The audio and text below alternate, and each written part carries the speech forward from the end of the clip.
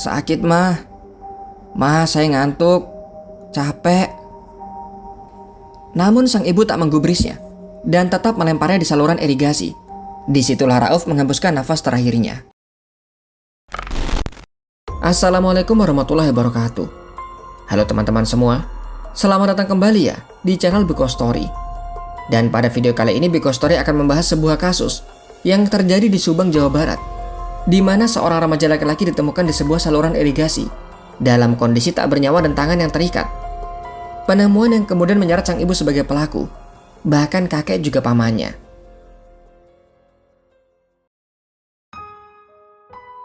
Maaf, kalau keseharian si korban, memang anak ini punya kebiasaan buruk. Artinya gini, dia suka ngambil barang-barang orang lain. Karena saya kepala dusunnya ya, jadi saya sering dengar itu. Ungkap Kartono yang merupakan kepala dusun Parigi II, yang kurang lebih paham dengan sosok dari Rauf. Sehari-hari Karnoto juga mengungkapkan sering terdengar ribut dari rumah Rauf, yang menurut warga, Rauf sering dimarahi oleh kakek atau ibunya, karena memang dianggap sebagai anak yang bandel. Muhammad Rauf berumur 13 tahun, lahir di Indramayu pada 21 Juni 2010. Diketahui Rauf tinggal di rumah kakeknya, bersama sang ibu Nurhani. Selain dari sang kakek berinisial W berumur 70 tahun, ada pula paman dari Rauf atau adik dari ibunya, berinisial S berumur 24 tahun, serta ada pula adik tiri perempuan dari Rauf. Perlu diketahui ada pula informasi dari beberapa media yang menyebut bahwa Rauf hanya tinggal bersama sang nenek, sementara kakek dan ibunya tinggal di tempat terpisah. Namun di sini admin akan mengacu pada pernyataan Kepala Dusun Parigi II yang dimuat dalam pemberitaan Kompas, serta pernyataan Ketua RT yang dimuat dalam TV One. Disebut Rauf tinggal bersama sang kakek, ibu, adik tiri serta pamannya.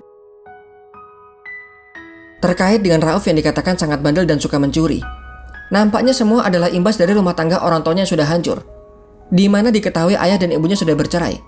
Sang ayah kandung bernama Dirno berumur 52 tahun, sementara ibunya bernama Nurhani berumur 40 tahun. Karena perceraian itu pula, Rauf tak lagi bisa melanjutkan sekolahnya, bahkan dirinya seolah tak diurus oleh keluarga. Sang ayah yang tinggal di tempat berbeda hampir tak pernah menjenguk Rauf. Pertemuan terakhir mereka adalah setahun yang lalu, itu pun hanya sekilas. Sang ayah hanya sempat memberi uang saku, setelahnya tak lagi saling berkabar. Sementara itu Rauf dan ibunya tinggal di rumah kakeknya di Desa Parigi Mulya, Kecamatan Cipunagara, Subang, Jawa Barat. Namun karena sang ibu juga memiliki anak yang masih kecil dari pernikahan keduanya, perhatian kepada Rauf nampaknya menjadi sangat berkurang. Di saat anak seusianya harusnya menginjak kelas 1 SMP dan fokus untuk belajar, namun tidak dengan Rauf. Bahkan lebih parah dari itu, ia harus meminta-minta, juga dalam banyak kesempatan kerap mencuri. Rauf juga diketahui jarang tidur di rumah. Ia lebih sering tidur di pos ronda, di emperan rumah orang, bahkan terkadang di kandang domba. Kehidupannya lebih mirip dengan gelandangan, tak punya kepastian apalagi berpikir untuk merencanakan masa depan. Yang ada dalam benak hanyalah bagaimana cara untuk mendapatkan uang dan makan. Meski demikian tentunya ia memiliki sisi baik. Rauf dikenal suka membantu, khususnya ketika ada gotong royong ataupun kegiatan lingkungan. Warga mengatakan, Rauf kadang membantu ketika ada orang membangun rumah atau mengerjakan hal lainnya. Dan untuk itu mereka akan memberikan Rauf makanan. Menurut pengakuan dari kepala dusun, meski masih sangat kecil, namun Rauf dikatakan sosoknya sudah seperti orang dewasa. Semua terbentuk karena kerasnya kehidupan. Hal itu membuat beberapa warga merasa iba. Karena itulah meski Rauf kerap ketahuan mencuri, kadang mencuri kotak amal ataupun makanan di warung, mereka tak menaruh dendam karena tahu kehidupan dari Rauf. Orang yang kerap memarahi Rauf adalah sang kakek dan ibunya sendiri. Sang kakek kerap marah-marah ketika mendapati Rauf kembali membuat masalah. Namun kini sudah tak lagi sering, semenjak sang kakek mengalami stroke dan harus berjalan menggunakan tongkat. Menurut ketua RT setempat, mereka kadang menasihati Rauf untuk lebih sering pulang ke rumah. Namun Rauf mengatakan takut pulang karena ibu dan kakeknya kerap marah-marah. Dan tiap kali ibunya marah, Rauf yang ketakutan akan kembali kabur dari rumah. Hingga akhirnya di hari Selasa, pada tanggal 3 Oktober 2023, di pukul 10 malam hari, Rauf yang sudah beberapa hari tak pulang ke rumah, akhirnya memutuskan untuk pulang ke rumah kakeknya. Namun ia masuk melalui bagian atap, yang kebetulan kala itu ternyata sang kakek belum tidur dan memergoki ia masuk ke dalam rumah. Sang kakek pun menegurnya, namun Rauf justru memukul sang kakek.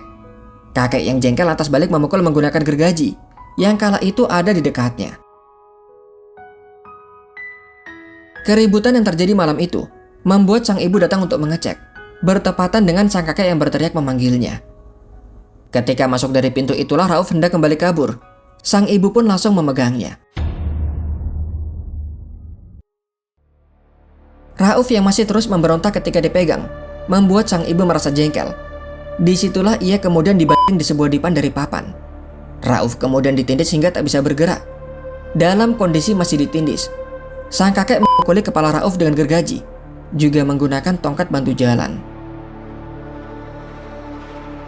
Nurhani kemudian menelpon adiknya berinisial S, yang berarti adalah sang paman.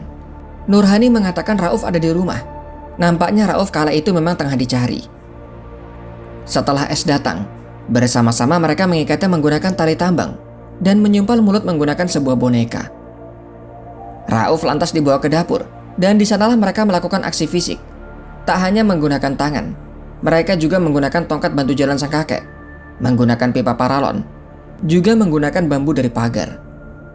Bahkan sang ibu mengakui jika ia membentukkan kepala sang anak ke kusen juga ke dinding rumah. Lalu apa alasannya sampai sang ibu begitu jengkel dan melakukan semua itu? Rupa-rupanya sang ibu emosi karena tiap pulang Rauf pasti mengambil ponselnya, meskipun ponsel itu pada akhirnya juga selalu dikembalikan.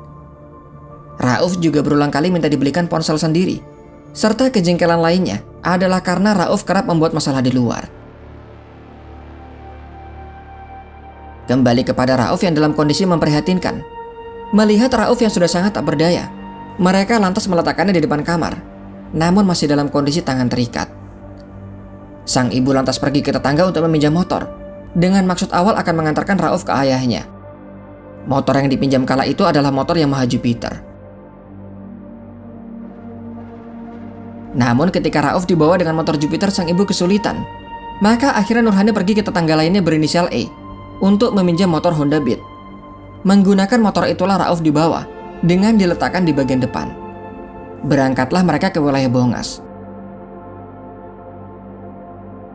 Masih dalam perjalanan, sesampai di jembatan Cemprong, Nurhani berpikir ulang. Apa tanggapan mantan suami jika melihat sang anak babak belur seperti ini? Nurhani tak tahu harus menjelaskan apa untuk mantan suaminya.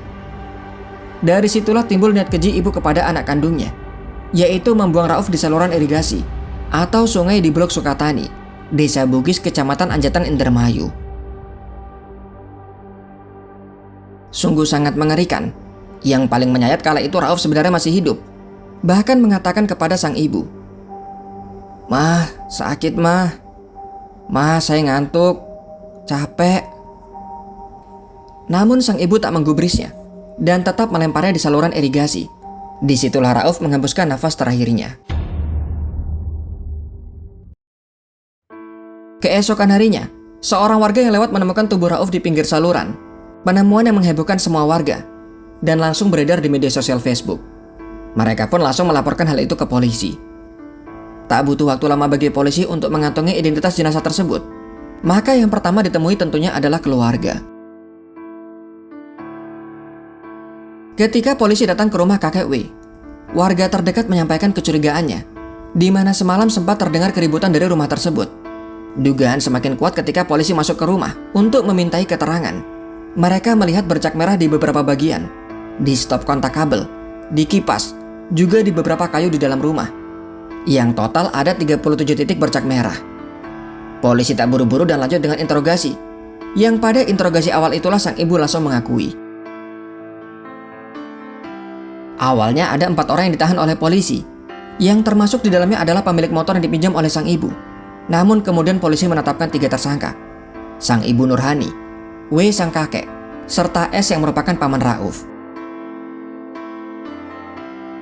Sementara itu jenazah Rauf dibawa ke rumah sakit untuk otopsi.